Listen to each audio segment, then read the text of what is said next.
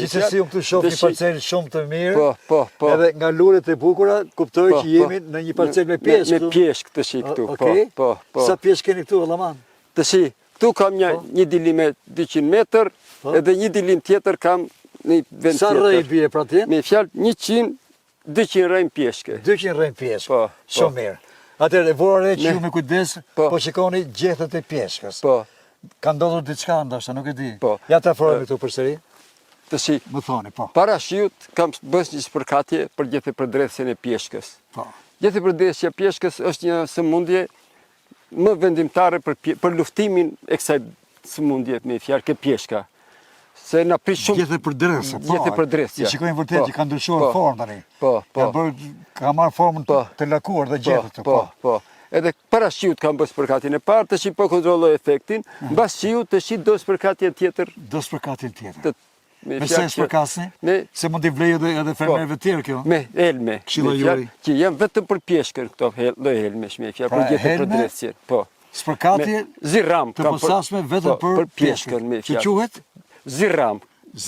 Që kam bë herën e parë. Herën tjetër do të përdorim një helm tjetër që të mos e përdorim të njëjtin helm me fjalë vazhdimisht me fjalë. I kam punu. Të gjitha pjeshkët vetëm me pleh organik. Vetëm pleh organik edhe nuk përdor asnjë pleh tjetër përveç superfosfatit. Vitin e kaluar në u shkatru çdo gjë në dibër. Po pse? Asnjë pemë s'ka pas nga ngrica që kapi dibrën vjet. Me fjalë, asnjë prodhim nuk ka pas, as qershi, as moll, as pjeshk, asnjë prodhim. Me fjalë, po. Kurse një vit përpara, me fjalë ka pas prodhim të konsiderueshëm, të këndshëm për punën time të paktën në fund, me fjalë. Vim përsëri tek pjeshka. Po. Ja, tek kjo pjeshk këtu i dashur. Po. Sa pjeshk merr si prodhim flas? Nëse çdo vit të paktën me fjalë 20 kg për pjeshk. 20 kg për çdo rrënjë pjeshke. Ka më shumë, ka sipërfaqe më të madhe pjeshka trupi, ka më të vogël. Po, qartë. Me fjalë, gjithë shërbimet ja bëj vetë pjeshkës. Atëherë, nëse vitin e kaluar nuk keni marrë prodhim sepse ra ngrica thonë. Ngrica, ka qenë plot me lule. Para 2 vjetësh sa prodhim keni marrë gjithë nga pjeshka? Nga pjeshka mbi 20 kuintal. Mbi 20 kuintal pjeshkë. Ktu edhe atje sipër që kam. Me fjalë, nektarin me push edhe kam një varietet të vonë që piqet në 7 orë. Bukur. Me fjalë, kjo më lejon mu për tregtimin e pjeshkës në mënyrë graduale që të mos e kem të një varieteti. Që gjatë, po themi 3 muajve të kesh prodhim. Po. Për ta nxjerrë në treg. Për ta nxjerrë në treg. Këto janë pjeshk autoktone? Këto pjeshk apo të ardhur? Jo. Këto djali im iku në Itali edhe punonte me pjeshk në Itali. Bukur. Edhe zgjodhi varietetin e pjeshkës më të mirë që ishte atje. Bravo. Edhe më solli këtu. Fillimisht më solli disa bim për eksperiment. A prodhon apo jo, disa rrënjë. Pastaj në fidanistën e Itali. Jo heci këtu në tokën tuaj, jo heci. Po.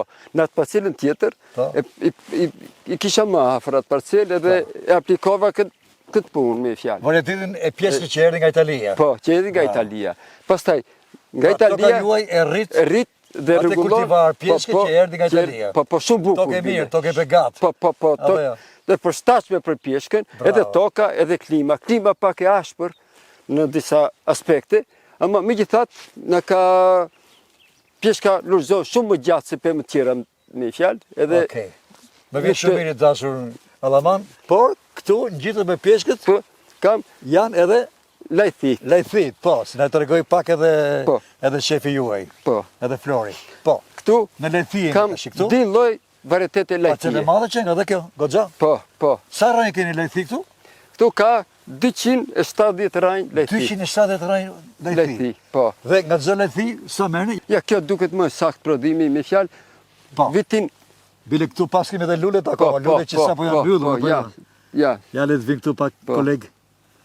Dhe avash fillon formohet dhe kokra tani. Po. E lajthizës, po. Varieteti lajthis cili është këtu në Keras? Nëse ju e dini. Mantorella. Edhe një? Mantorella, bravo. është kokë gjatë. Kokër gjatë, po. Kokër gjatë. Dhe San Giovanni është pak më poshtë, me fjalë kokë rumbullakët. E qartë. Të dy varietetet kanë ardhur nga Italia, edhe këto. Edhe këto nga Italia. Po. Çfarë tokë e mirë është toka e Baqellarës. Pa diskutim. Tokë shumë e përshtatshme, ka edhe pjersin, të lehtë, me fjalë për kullim, me fjalë edhe shumë gjëra kushte të përshtatshme kulluese të tokës. Bravo. Me fjalë nuk mban lagështirë shumë gjatë që të ashtu. Por çdo bim lagështira tepër është e keqe, me fjalë. Kurse për këto, me fjalë është shumë e përshtatshme. Allaman, të lutem një pyetje. Këtu jeni në tokat tuaja, den baba den, gjysh pas gjyshi? Po. Fshati joni ka nda tokat sikush të vetën gjysh pas gjyshi, me fjalë jo sipas ligjit. Nuk ka konflikte me disbanorëve? Jo, nuk ka. Sikush e ka marrë tokën e vet. Po, tokën e vet, edhe s'ka asnjë ngatresë në ndarje toke. Jeni të pajisur me certifikata pronësie? Po. Tokën tuaj? Po. Me fjalë gjitha. Tokë pra që e keni trashëguar nga gjyshit tuaj? Nga gjyshit, po. Dhe do e përcjellin pastaj? Pas ke fëmijët tanë, inshallah. Fëmijët tanë, apo jo? Po. Atëherë thamë pra që këtu jemi në një parcel me lajthi. Sa kilogram lajthi merr nga çdo rre, mesatarisht? Deri të shi se kemi bërë këto, kështu, po një vit para këtij viti 5 kuintal lajthi. 5 kuintal lajthi? Po, të thata kuptohet, që i kam tregtu. Bravo. Me fjalë, këtë vit po shkon më shumë. Lartësia kurora po shtohet, prodhimi do shtohet. Po sigurisht. Po, edhe kështu që me fjalë nuk kemi bëjmë bilanç për lajthi.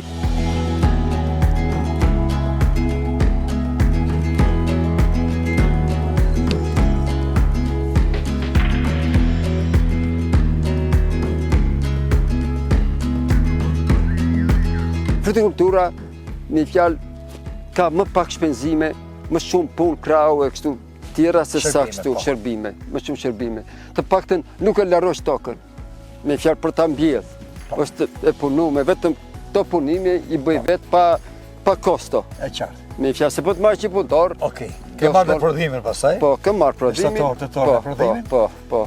Edhe qoftë të arës, qoftë të lehtis, qoftë të pjeshkës, po. Përfundimisht bilanci del pozitiv. Del pozitiv. Po. Ju lumshin krahët. Faleminderit, lumë qofsh.